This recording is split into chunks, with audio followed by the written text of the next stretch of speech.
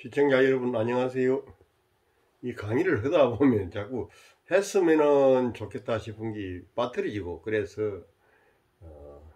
오늘도 빠뜨려진 부분을 설명을 보충해 드릴까 생각을 합니다. 왜 그러냐면 이 중천 근계는 아주 제일 64개 중에서도 제일 중요한 괴상이고, 그러다 보니까 공자님도 여기에 대한 문헌전을 달아서 또 뭐 설명을 해서 가지고 뭐 이렇게 하셨는데, 저 역시도 그런 것 같습니다.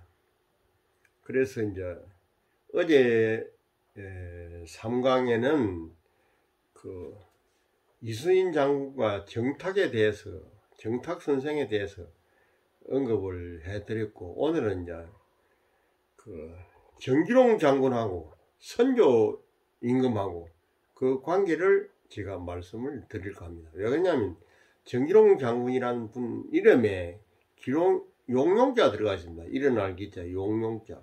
정기롱 장군이 그 시대로 하면은 경남 곤양 땅 사람입니다. 지금은 하동 땅으로 그게 행정구역이 바뀌었습니다만은 옛날에는 거기가 곤양 땅이었습니다. 곤양 그 중태 사람인데 요새는 진교면 중태라고 되어 있습니다. 그 바로 그 전어회로 유명한 그 술상마을하고 바로 붙어 있는 마을입니다. 그래서 거기서 출생하셔가지고 고성에 있는 향시에 합격하셔가지고 하여튼 서울에 그래 올라갔어요. 서울에 한양에 올라가서 그 요새 같은 보신각 종각 그 누각에서 뭐 정기롱 장군이 그때 뭐 낮잠을 잠시 기대가 자고 있었는 것으로 그렇게 글에는 나와 있습니다. 그런데 선조대왕도 이제 그때 마침 뭐 낮잠을 자셨는지 뭐 꿈을 하여튼 낮잠을 잤으니까 꿈을 꾸셨겠죠. 그래 꿈을 꾸는 도중에 용이 하늘로 올라가는 꿈을 꾸었다는 거지요. 그래서 이제 신하를 불러가지고 내 꿈이 이상하니까 저게 그 보신각에 좀 가봐라. 가보니까 어떤 청년이 한 명 이렇게 기대가지고 기둥에 기대가지고 앉아 있는 겁니다. 그래서 뭐 이제 선조 임금이 좀 데려오라고 해서 그래 이제 왕궁을 데리고 들어간 거지요. 데려가서 이름이 뭐냐고 물으니까 무수라고. 그때 이름이 무수였습니다. 정무수. 그래 이름을 닐로 갖다 내가 바꿔줘야 되겠다. 그래 일어날 기자 용용자 기롱이라고 해라 이렇게 해주신 겁니다. 그래 기롱이가 된 겁니다. 그래서 이제 정기롱을 발탁하셔가지고 정기롱이 저 뭐 함경북도 어디 변방에 가서 제일 낮은 이제 장교로 좀 있다가 조경이라는 장군을 따라서 또 남쪽에 내려왔습니다. 내려와가지고 그러자 이제 임진왜란이 일어나게 됩니다. 임진왜란이 일어나게 되는데 임진왜란 중에서 하여튼 육지에서 전쟁 붙은 중에 제일 대성을 거둔 사람이 정기롱 장군입니다. 63전 63성을 거둔 사람입니다.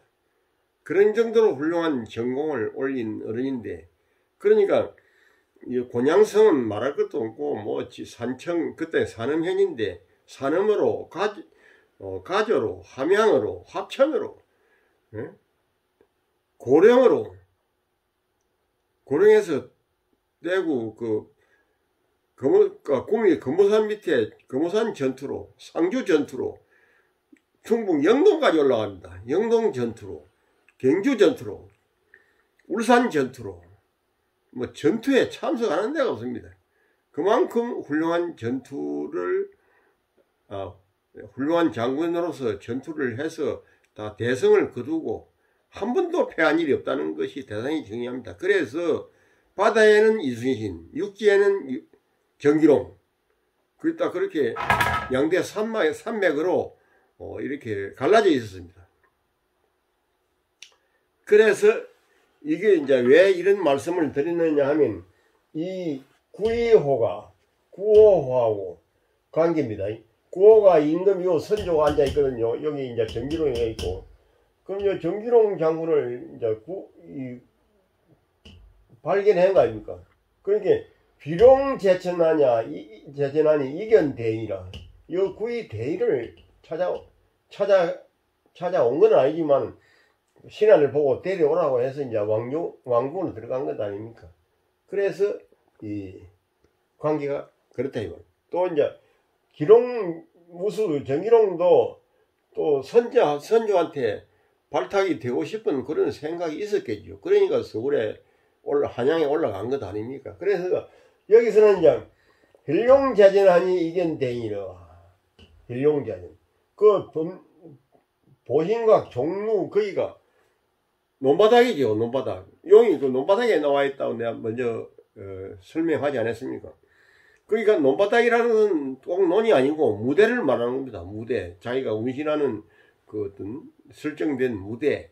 거기에 이제 있으니까는 이견대인이라. 대인을 보아야 이롭다. 그래서 요 선조 임금을 마음속으로 보고 싶었을 것입니다. 저 부산에 동네 금강공원에 가면 금강공원 들어간 입구에 망미루라고 써놨어요. 망미루. 망미루라는 게 뭡니까? 미인을 바라보는 누각이다. 미인이라는 것은 아름다운 여자를 말하는 것이 아니고 내가 그리워하는 이상 속에 있는 훌륭한 구원자, 지원자, 구세자 이런 그 사람을 갖다 상징적으로 표현하는 말입니다. 그래서 미인을 바라본다. 날로 구원해 줄 사람을 바라본다. 그래서 그 금강원 입구에 큰 누각에 망미루입니다. 그래 망미라는 거는 그 적백구에 나오는데 망미인의 천일방이로다. 미인을 하늘 한 모퉁이에서 바라보고 있도다. 이거 참 아주 멋있는 얘기 아닙니까? 그래서 이 정기롱 장군이 한양에 올라가서 있으면서도 그 범종루에 있었다 이 말이에요. 보신각 종각에. 그래서 이제 이 구호를 만나보고 싶었고, 구호는 또 꿈을 공교롭게도 꾸는데 또 구이를 만나고 싶어 했던 거죠. 예. 그래서 이 두 분의 만남이 워낙 거룩한 만남이고, 그래서 임진왜란을 육지에서 일어나는 난장판을 거의 팽개한 겁니다. 그래 이제 사천 전투에서 엄청난 또 대성을 거둡니다. 그래 통영 앞에 있는 사량도 전투까지 또 이분이 참전합니다. 그만큼 훌륭한 육지의 장군으로서 큰 어른입니다.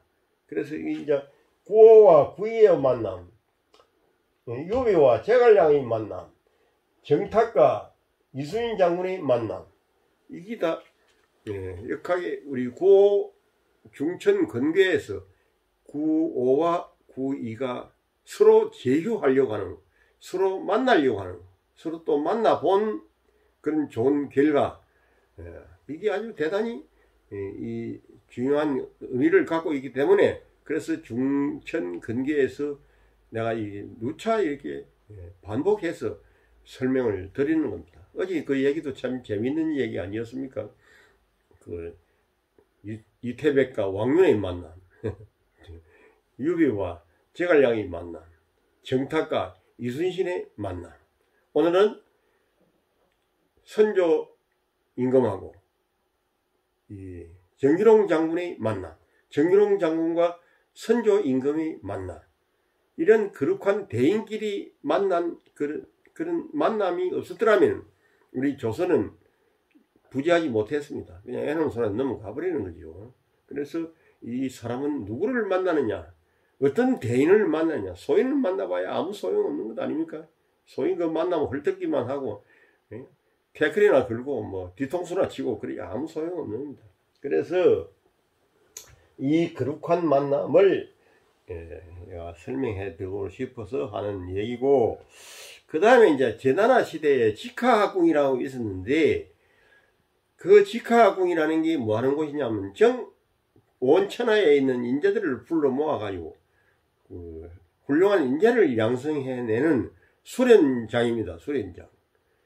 여기 그 훌륭한 인재들이 모여가지고 뭘 하느냐 이 말. 글 공부를 하고 훌륭한 인격을 둬야 해가지고 다 자기를 알아주는 사람을 위해서 열국의 제후들을 찾아서 실세자를 찾아서 나가는 겁니다. 그걸 뭐라고 하느냐면 백가쟁명이라고 그래요. 백가쟁. 100가지 사상을 가지고 있는 학자들이 자기 소리를 내고 올린다 이 말이에요. 그래 백가쟁명. 다툴 쟁자 울릴 명자. 다투어서 자기 소리를 울린다. 울린다는 말은 장자에 나오는 얘기인데 여기도 또 사용해도 쓴 것 같습니다. 백가쟁명. 그러한 이제 그 백가가 쟁명하면서 자기를 알아줄 제후를 찾아 나서는 거, 이거 아주 대단히 중요합니다. 그래서 공자는 위나라 또 임금을 만나고, 맹자는 양해왕을 만나고 제선왕을 만나고, 맹자도 이때 아마 직하궁에 다닌 것 같습니다. 그래서 이제 순호곤이라는 사람이 맹자에 나오지 않습니까? 순호곤이가 맹자에게 아주 곤란한 질문을 합니다. 남녀간에 손을 안 잡는 게 예라고 했는데 행수가 물에 빠졌을 적에 어떻게 하느냐. 순호곤이 이렇게 참 대답하기가 어려운 그런 상황을 물어보는 겁니다. 맹자가 아주 말씀 잘하는 분이니까 그때는 건도이다.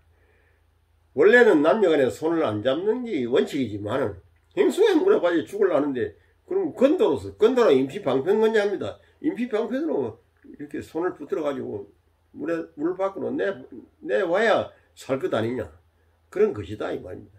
근데 그때 순호곤이라는 사람이 이 직하학궁에 그 관장으로 있습니다. 요새 집 이름을 따지자면 공장이죠. 공장. 대학교 같으면 총장태이고 대학 총장으로 있었는데, 직하학궁이라는 게 하는 요즘부터 종합대학입니다. 그때 이제 그 순자라는 사람이 또 총장으로 좀 있었고, 그러니까 맹자도 거기 다녀간, 직하학궁에 맹자가 들어 있었다는 그런 잘 발견하기 어려운데, 아마도 맹자님도 거기 들어가셔가지고 좀 이렇게 교류를 하거나, 백가쟁명하고 좀 같이 놀았거나, 이런 사건이 일어났으리라고 미루어 짐작할 수가 있습니다. 그러니까 공자가 위나라 영공 이런공을 만난 거나, 맹자가 그 양해왕, 맹자 첫 편을 열면딱 그러죠. 맹자가 겨운 양해왕을 하는데, 맹자가 양해왕을 만나 보았는데, 왕왈, 수, 불은 천리래 하시니, 이 노인이 천리 밖에서 찾아왔으니, 역장유의 리오국하니까 또한 장차 우리나라를 이롭게 하려고 오셨습니까? 맹자왈, 하필할 이 있고 여유 인이 이러시다. 인과 의리가 있어서 나는 찾아왔지, 당신 나라에 이익을 주기 위해서 찾아온 사람이 아니요.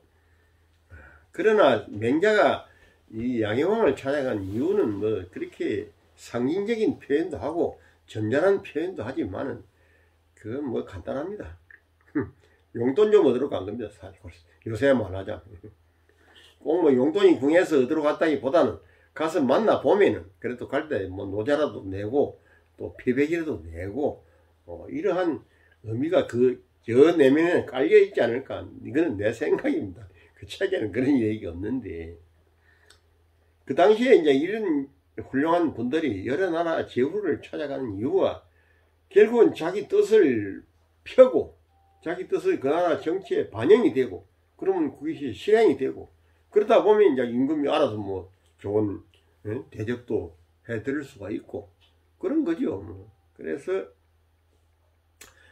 그런 이유. 또 여불리라고 하는 분이 그 중국 천하의 큰 대상인데, 이분도 그 진왕을 찾아갑니다.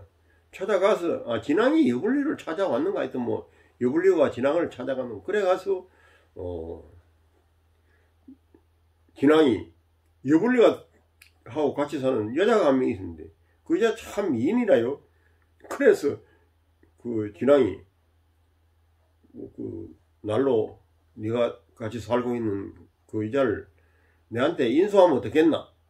그러니까 여불리는 이제 왕이니까 또 이 사람은 그 장사꾼이고 하니까 하여튼 임금한테 좀 잘 보여가지고 장사를 좀 번성해 보고 싶은 생각이 있어가지고 그렇게 하십시오.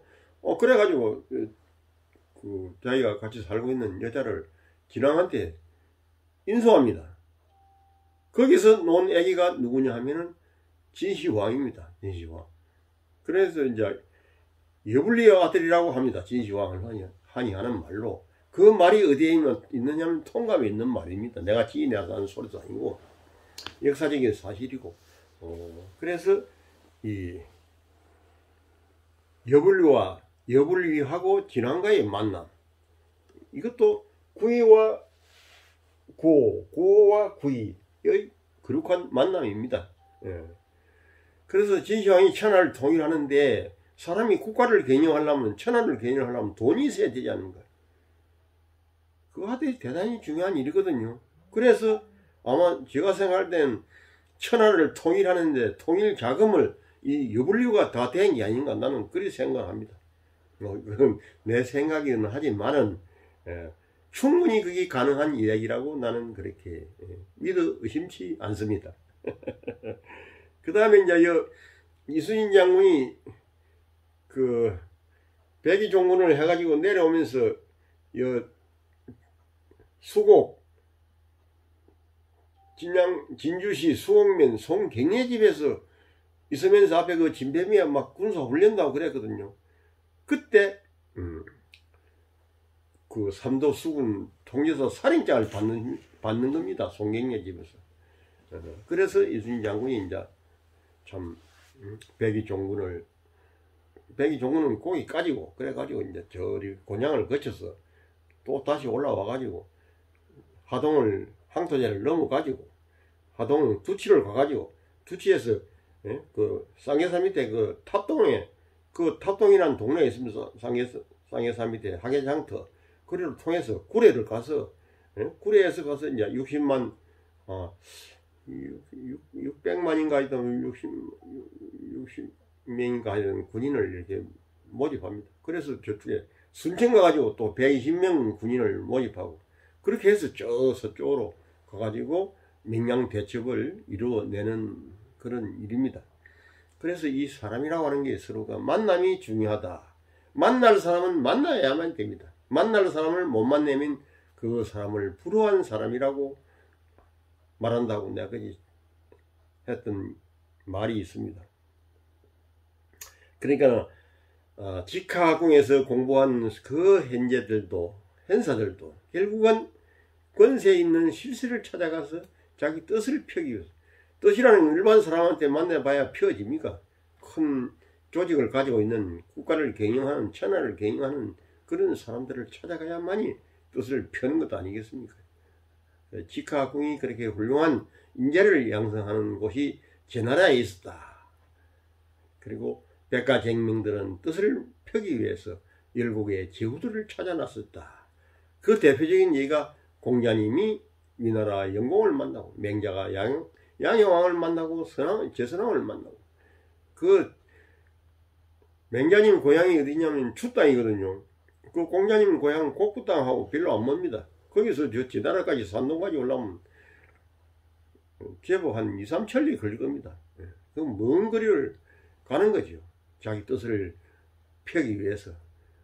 그런 걸 갖다 흔히 이제 뭐 공자님은 천안천하했다, 주유천하를 했다, 이렇게 이제 표현을 하게 됩니다. 거룩한 활동 무대, 거룩한 움직임, 거룩한 만남, 이 괴가 이런 상황이 중천근괴 구이호효하고 구오효하고 그 두 효가 서로 간에 제휴하려고 하고 제휴를 또 해서 좋은 일들을 만들어내고 산출해서 천하의 백성들이 먹고 살기가 편했고, 결국은 천하를 평정하고 먹고 살기를 편하도록 해주는 것이 군주의 예의고 또 학자의 그 의무이기도 합니다. 학자는 자기가 가지고 있는 좋은 학술과 철학을 그 임금한테 반영시켜 가지고 그 뜻을 펴는 데 목적이 있는 거죠. 그냥 글 공부만 해가지고 되겠습니까? 글 공부가 글 공부를 위한 공부를 해가지고는 안 되고, 글 공부가 만백성을 위한 공부로 활용돼야 되죠. 그게 바로 실학이고, 그게 바로 현실학입니다. 이 구오호와 구이호화, 구오호에 관한 얘기는 이것으로 종결로 지우고, 그 다음에 이제 어제 제가 설명을 하다가 다 못해준 날받는 법, 택이라는 법, 가릴 택자, 날일자, 택일법. 우리는 뭐 흔히 날 뺀다 그러죠. 날 빼는 법을 이제 못해준 것을 설명하겠습니다. 어찌 그렇다 왜 하는지 모르겠는데,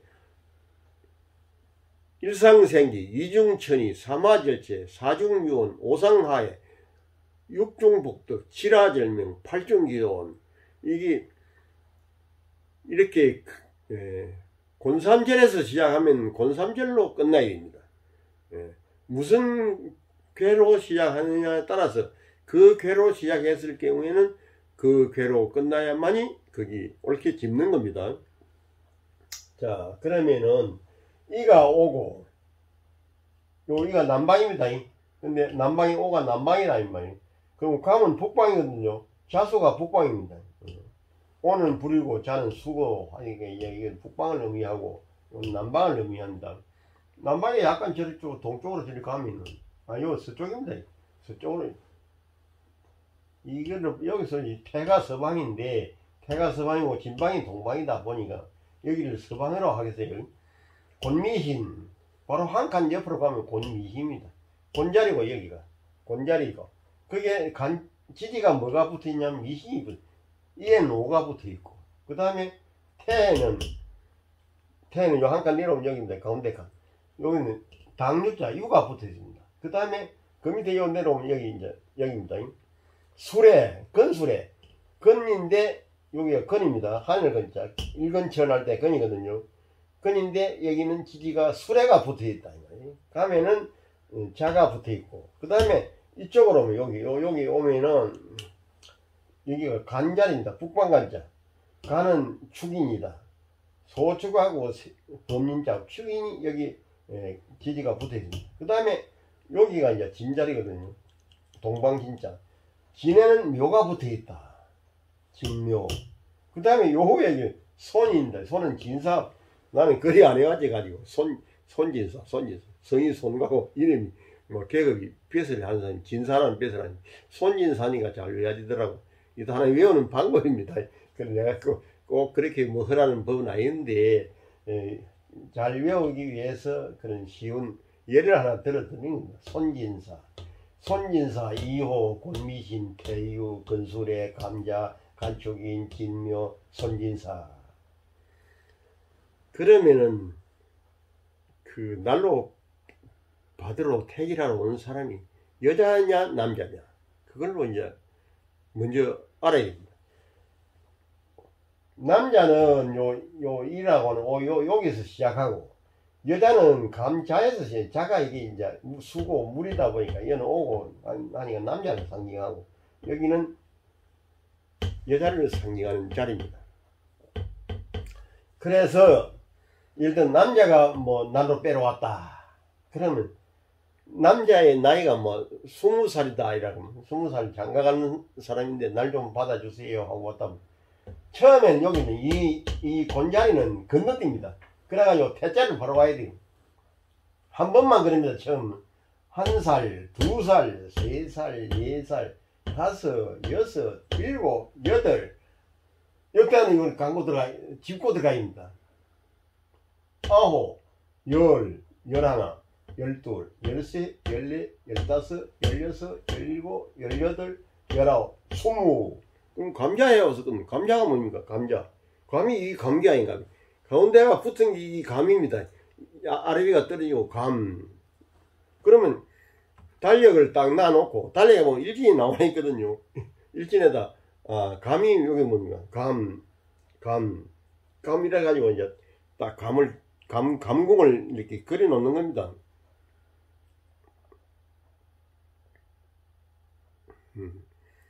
감공에서 시작한다. 그래가지고 그 다음엔 뭐냐면 일상생기야 돼. 일상생기. 이래는 무슨 게 이 손하단 손개거든요. 그럼 손이 손진사인가? 손진사를 옆에다 써야 돼. 손진사. 손진사. 손진사. 그 다음에 일상생기에 손진사가 들어간다 이 말입니다. 일상생기, 손진사. 일상생기, 이중천이 하면, 이중천이 하면은 이 가운데 손가락이 떨어져야 됩니다. 일상생기, 이중천이니까는 여기서 이제 중요한 것이 또 있어요. 이게 외우는 게 많아가지고 애먹는 겁니다. 이게.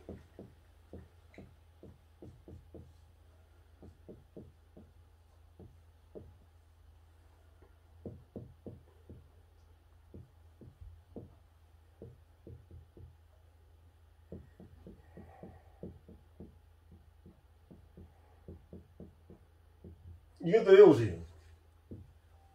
이정연하고 떨어져 있을 경우는 붙이고 붙어 있는 경우는 떨어뜨린다. 이정연하고 연적이하라. 이걸 반드시 알아야 됩니다. 그러면은 일상생기 했죠. 일상생기, 손진사. 그 다음에 이중천이. 그럼 중간이 오려면 이게 무슨 개가 됩니까? 이 손개가 됩니다. 그래서 손진사, 손진사. 그 다음에 일상생기, 이중천이, 사마절체. 사마절체가 되면 이게 붙어 있는 것은, 떨어져 있는 건 붙이라고 했으니까. 이게 무슨 곤개가 돼, 곤개. 그 곤미신, 또 곤미신을 옆에 쓰는 거예요. 곤미신.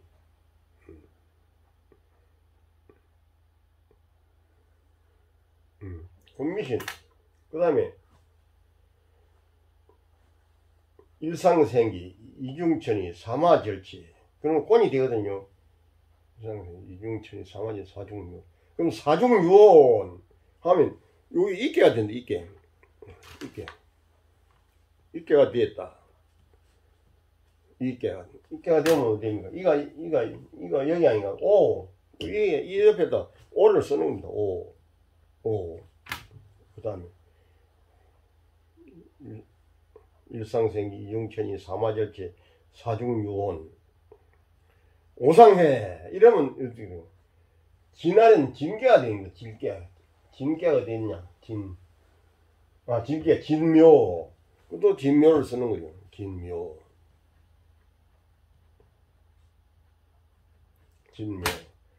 그 다음에 사마절체. 그러면 이게 전부 곤삼절. 곤은 세 개가 따뜨리는 거예요. 곤미신. 그러면 곤은 미신 아닌가? 곤미신. 이래가지고 이제 달력을 보고 일상생기가 아까 뭐라 했죠? 일상생기가 이거 손진산이었는가? 그럼 생기복덕이 제일 좋은 날입니다. 그럼 생기복덕일로 하의 기호는 우해무탈하고 절체절명 이런 건 안 좋은 날이니까 가능한 피해야 되고 그렇게 해서 날로 빼는 겁니다. 날 빼는 것은 이게 오늘 이렇게 여러분들에게 맛만 어제 하면서 약간 맛을 보였는데 오늘은 조금 더 맛을 보이고 내일이나 모레나 한 번 더 하면은 이 반복하면 이 숙달이 되면은 참 재미있습니다. 날로 집 받는 게 무슨 보통은 날 빼는 것도 없습니다. 뭐 일요일 날 해라고 뭐 노는 날 해라고 이래 버렸는데 그러면 좀 멋도 없고 좀 우지 맞게 하지요. 신중성도 없고 이 점을 왜 보느냐 그게 중요한 것은 점이라는 것은 신중을 기하기 위해서 보는 겁니다. 신중한 생각이 안 되면 그냥 덜렁덜렁 해버리지 뭐하러 점을 보고 있습니까? 점을 제일 많이 친 양반이 문왕이고 그 다음에 공자님 아닙니까? 그 다음에 제갈량입니다. 그 다음에 이제 송나라에 와가지고 주자가 제일 많이 치고 뭐 소강절 이런 분 전부 점 박사입니다. 뭐 학자는 점자에 점을 치면 안 된다. 그거는 전부 그 소리에 불과합니다. 그런 소리 하면 안 됩니다. 학자가 점을 치는 겁니다. 학자가 아니면 이건 누가 알겠습니까? 모르는 거죠. 그만큼 우리 점이라는 것은 우리 생활에 깊이 스며들어 있고 불가분의 관계이고 훌륭한 우리 동양인이 가지고 있는 철학이다 이 말입니다. 그래서 여러분들에게 이걸 내가 또 주역이 그 어려운 한문만 가르쳐 봐야 여러분들이 지루한 생각이 안 들겠습니까? 그래서 내가 이렇게 좀 맛으로 좀 지루한 생각을 드러내기 위해서 계속 공부하자고. 여러분들은 내가 좀 이렇게 유혹하는 겁니다. 사람은 이게 유혹하는 법이 있어야 되거든요. 그래서 불교에서 사서법이라 해요. 사서법. 네 가지를 가지고 좋은 말로 하고 좋은 웃음을 하고 뭐 제시를 하고 뭐 이런 몇 가지를 해서 그 사람을 이렇게 포섭한다면 좀 뭐 말이 이상한데 오게끔 한다 이 말이죠. 그래서 이 학술 방법도 사람을 이렇게 좀 오게끔 하는 그런 그 고도의 기술이 필요합니다. 그러다 보니까 오늘 내가 이 날 빼는 법을 미리 좀 강의를 해드립니다. 이 주역을 다 배워야만이 괴를 알게 됩니다. 64개를 배워야 그 효를 뽑아가지고 그 괴가 나와서 그 괴를 어떻게 설명하고 어떻게 운영하고 그게 이제 그걸 만들기 위해서 배 빼고 이 점치는 점을 쳤을 적에 그 점사를 알아내야 되기 때문에 그래서 이 64괴를 어차피 또 배워야 됩니다. 배우거나 외우거나 다 알거나 해야만이 점을 치거나 뭘 할 수가 있죠. 그냥 글것만 해석해가지고 글에 들어있는 철학만 해석해가지고는 좀 얄팍하죠. 그러니까 수양서, 주역을 수양서, 수행서 두 가지로 구분합니다. 수양이라는 것은 닦을 숫자, 기를 양자, 수양. 뭘 기른다? 생명을 기른다. 건강을 기른다. 양생한다. 그 말입니다. 이게 양생하는데 아주 좋은 최고의 지침서입니다. 그다음 수행, 행을 닦는다. 엊그제 내가 설명한 대로 초구부터 상구에 이르기까지 저렇게 올라가는 그 계단마다 행을 닦는데 얼마나 훌륭한 철학이 내포되어 있습니까?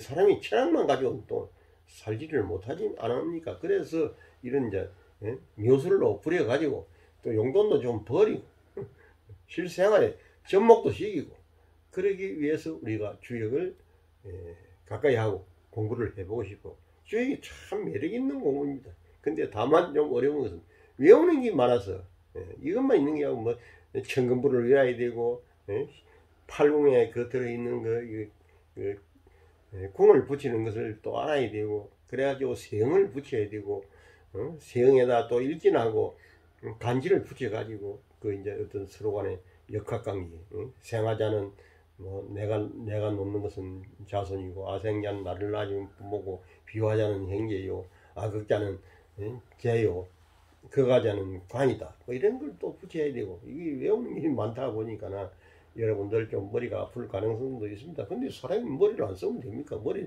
좀 써야지요. 자, 머리를 쓰자고 공부하는 것이기 때문에 여러분들 그렇게 알고 조금 더 실망하지 마시고 매진합시다. 오늘 여기까지 하겠습니다. 그럼 한 30분 한 거지.